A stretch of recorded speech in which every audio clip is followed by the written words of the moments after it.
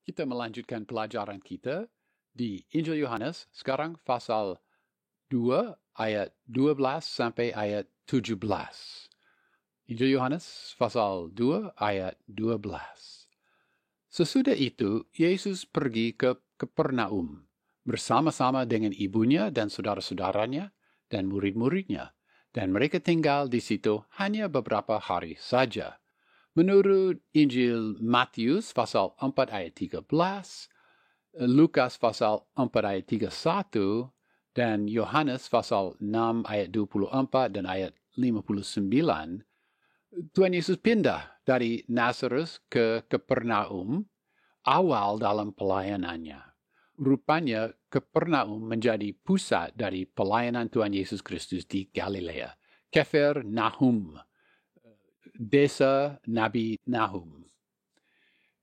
Orang Kristen yang percaya akan keperawanan abadi dari Maria, mereka berkata bahwa saudara-saudaranya merujuk pada anak-anak Yusuf dari pernikahan sebelum Yusuf nikah dengan Maria, atau mereka berkata bahwa saudara-saudara Tuhan Yesus itu merujuk pada sepupu dari Tuhan Yesus Kristus. Tapi mungkin lebih baik ada penjelasan yang lebih sederhana bahwa memang sesudah Tuhan Yesus lahir, Yusuf dan Maria punya anak-anak lain, saudara-saudara dari Tuhan. Untuk itu kita melihat Matius pasal 1 ayat 25, Markus pasal 3 ayat 31, dan Markus pasal 6 ayat 3. Pasal 2 ayat 13. Ketika hari raya Paskah, orang Yahudi sudah dekat, Yesus berangkat ke Yerusalem. Oleh karena perintah Tuhan, di dalam Ulangan pasal 16 ayat 1 sampai 8, Tuhan Yesus sebagai orang Yahudi harus pergi ke Yerusalem merayakan Paskah. Di dalam Injil Yohanes, 3 Paskah disebut, atau mungkin 4, ya jika pasal 5 ayat 1 menceritakan hari raya Paskah. Perjalanan dan pelayanan di Yerusalem untuk hari raya itu tidak diceritakan di dalam Injil Matius, Markus, dan Lukas, tetapi menjadi bagian yang penting di dalam Injil Yohanes. Pasal 2 ayat 14. Dalam bait suci didapatinya pedagang-pedagang lembu, kambing domba, dan merpati, dan penukar-penukar uang duduk di situ. Peristiwa yang hampir sama diceritakan di dalam Matius pasal 21 ayat 12 dan 13, Markus pasal 11 ayat 15 sampai 17, dan Lukas pasal 19 ayat 45 sampai 46. Tetapi ada perbedaan juga antara apa yang diceritakan Injil Sinoptik dan apa yang diceritakan Injil Yohanes. Maka Morris dan Carson berkata bahwa rupanya Tuhan Yesus membersihkan bait Allah 2 kali. Sekali di awal pelayanan Tuhan Yesus Kristus dicatat oleh Yohanes, dan kedua kali pada akhir pelayanan di bumi dari Tuhan Yesus. Pada waktu pertama dia membersihkan bait Allah, diceritakan di Injil Yohanes, dia ditegur oleh pemimpin-pemimpin Yahudi. Tetapi sesudah pembersihan yang kedua, menurut Markus pasal 11 ayat 18, mereka mau membunuh dia karena mereka takut. Banyak orang berbondong-bondong heran akan ajarannya. Jadi kita berpikir bahwa 2 kali dia membersihkan bait Allah, dan kedua kali tanggapan pemimpin-pemimpin jauh lebih keras. Istilah yang dipakai di sini, bait suci, sebenarnya ada 2 kata untuk bait suci. Merujuk pada semua bangunan dan pelataran bait suci itu, sedangkan kata naos itu merujuk pada gedung bait suci sendiri, gedung itu sendiri. Jadi di sini kita menceritakan bait Allah dan bangunan-bangunan yang lain dan pelataran-pelataran yang di situ. Di sini kita membaca mengenai penukaran uang dan penjualan binatang-binatang untuk dikorbankan. Ini terjadi di pelataran bangsa-bangsa bukan Yahudi.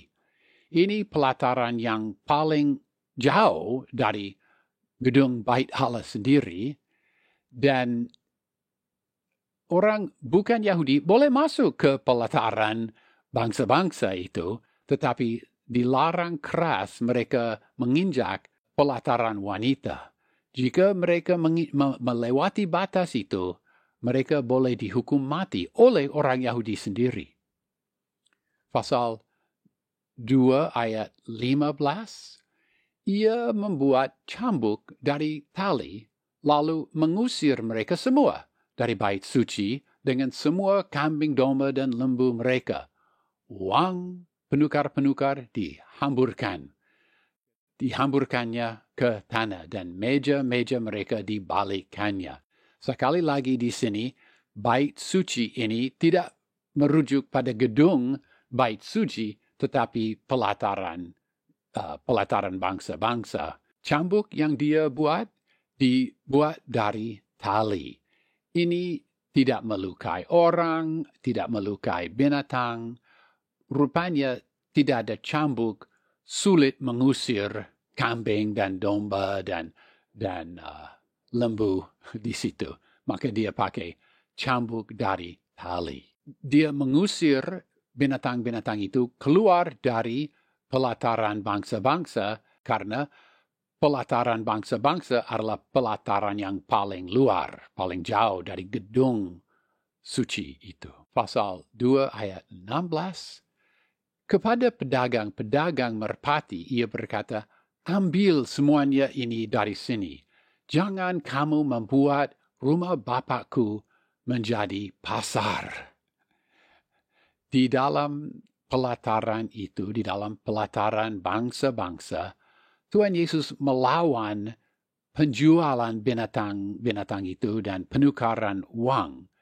Dia tidak keberatan dengan kegiatan-kegiatan bait suci yang diperintahkan di dalam firman Allah, tetapi dia sangat keberatan dengan penukaran uang dan penjualan binatang-binatang di pelataran bangsa-bangsa.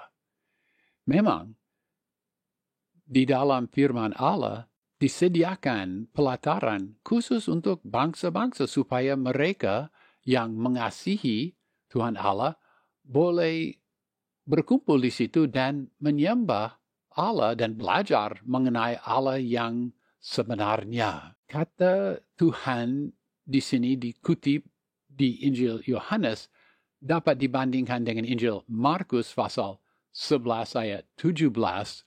Lalu ia mengajar mereka, katanya, bukankah ada tertulis, rumahku akan disebut rumah doa bagi segala bangsa, tetapi kamu ini telah menjadikannya sarang penyamun. Ayat itu dan firman kita di Injil Yohanes menegaskan bahwa mereka, pemimpin-pemimpin Yahudi, tidak mau menghargai hak bangsa-bangsa di situ. Mereka berhak berkumpul dan menyembah di situ, dan menyembah tanpa gangguan dari pasar binatang itu. Pemimpin bangsa Yahudi lebih suka mengadakan pasar di situ supaya ada laba, ada uang, ada untung. Kegiatan-kegiatan itu merampok bukan Yahudi dari tempat yang disediakan bagi mereka supaya mereka boleh menyembah Allah dan belajar mengenai Allah yang Allah Israel. Kasih Tuhan Yesus bagi bangsa-bangsa nyata di peristiwa ini. Pasal 2 ayat 17, maka teringatlah murid-muridnya bahwa ada tertulis, semangat untuk rumahmu menghanguskan aku. Kata yang diterjemahkan secara positif, semangat, kata Yunaninya zelos, dapat juga diterjemahkan secara negatif, keiri hatian. Ya, di sini kita melihat kerinduan Tuhan Yesus Kristus supaya bangsa-bangsa boleh menyembah Allah Israel. Kerinduan itu nyata di sini. Dia mengusir binatang-binatang dan penukar-penukar wang dari pelataran bangsa-bangsa.